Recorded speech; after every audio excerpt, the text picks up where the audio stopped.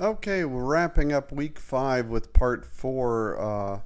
We start with collaborative filtering. Collaborative filtering is a method to make automatic predictions, right?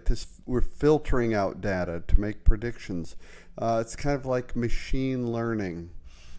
So about the interests of a user by collecting their preferences or taste of information and for many users, right, and collaborating between them electronically, right, and that's collaborative filtering basically. So collaborative filtering algorithms are going to draw information about preferences of a large number of people to predict what an individual person, you or me, may do based on some other data. So, um, uh, so then we have to ask ourselves, okay, who owns this information in this big data world that we live in, right? And so we have this. Now we oftentimes we have an opt-in or opt-out policy. So an opt-in policy requires the consumers to explicitly give permission, and they are preferred by privacy advocates, right? If I'm a privacy advocate, I want to hold the company accountable. I just logged on to a website that asked me to accept cookies. I just ignored it, right? I don't want you at times to have my information, but sometimes I do. Now, the opt out policy requires the consumer to explicitly forbid. I actually have to go in, find where I forbid it, and explicitly mark it, right? Um, Direct marketing people, right, prefer this opt out policy because it makes you have to hunt for it, take the time. Can you find it? Did you mark the right buttons, right? So, in an opt out environment, most people will not go through all that effort required to actually remove themselves from a mailing list, right? So, the information about customers has itself become a commodity, as we've talked in the previous weeks, and organizations sell or exchange that information with other organizations, right? The book talked about targeting pregnant women. So data mining, and you can read that for yourself here or in the book. But data mining is put to a wide variety of uses in modern society. That's the point I wanted to make here. And the following slides are just examples of that data mining approach, right? Credit reports are an example. Credit reports are a good example of how information about customers has become itself a commodity, right? We've mentioned the direct marketing, right? Well, the trend today is towards direct. It used to be just direct mail where you massive send out flyers.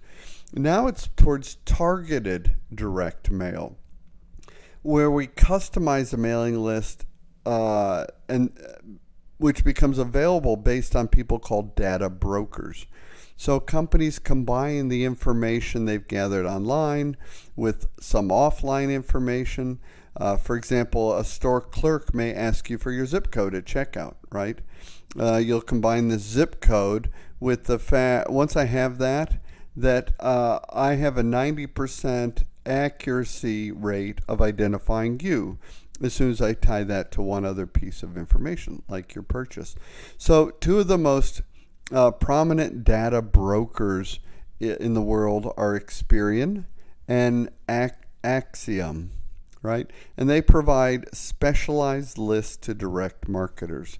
Besides Experian and Axiom, there are thousands of other data brokers. I just mentioned those as two of the biggest.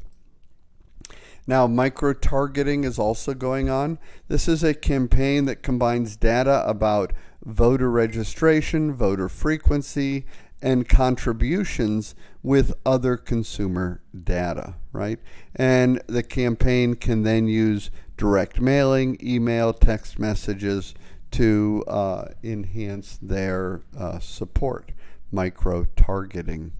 Very popular right now. Social network analysis, right? Really, this is a new area of data mining. About 2 in 5 employers in the United States include analysis of social media sites in their background checks, right? Banks are now combining data collected from social networks with credit card statements and other information to evaluate your riskness or risk score for a loan, for example. And so data mining software identifies the party location, etc. And by deploying officers more strategically on big party nights, right? If your neighborhood's having a party, using this social network analysis, police departments have been shown to save thousands and thousands of dollars in a single night in overtime pay because they just don't have police force out everywhere over the whole city. They've targeted it to places that on social media had advertised a party event.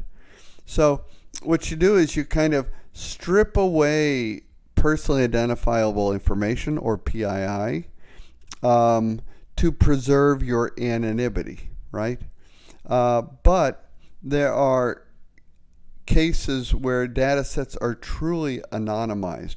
Now, to be anonymized, what that means is to make anonymous or to remove any identifying particulars from your statistical list for other purposes, right? And so a lot of that is going on. There was a treatise on the Netflix prize in the book. They also covered the AOL search data set. I'll let you read that and make your own assessment. Now, finally, some examples of consumer backlash. The result of these trends is that corporations have an incentive to require more information. Right, we knew that. So there are covered in the book, if you want more information on this slide, some marketplaces about your households. You may want to look at that. What about Facebook? Back to them again. Beacon. Facebook announced Beacon as an important way for Facebook to earn advertising revenue. And Beacon was based on an opt-out policy that we just talked about. And so Facebook has switched, I believe, to an opt-in policy regarding their capability called Beacon, which is kind of a word-of-mouth advertising approach. Now, even malls, right? Back in 2011, on Black Friday, a mall in the United States, it began recording the movement of shoppers through the stores and tracking the locations of their cell phones. They did post small signs throughout the mall informing shoppers of this study, but after some protest, the mall quickly stopped its study. I would complain too. iPhone apps upload address books, right? Covered satisfactorily in the book, but very interesting. And finally, a little bit about Instagram. So the issue of privacy and intellectual property are similar in that there's the same sense that both issues relate to how information ought to be controlled.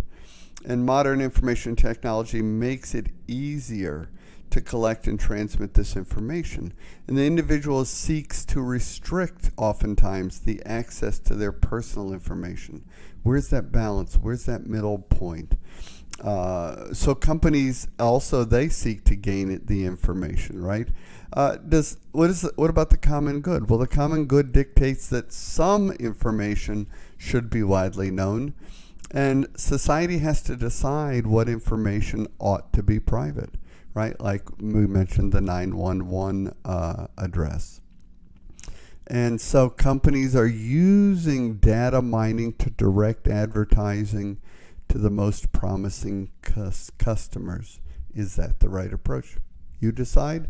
Let's have discussion and some other work. And I've enjoyed this time with you. Look forward to more conversation. Have a great week.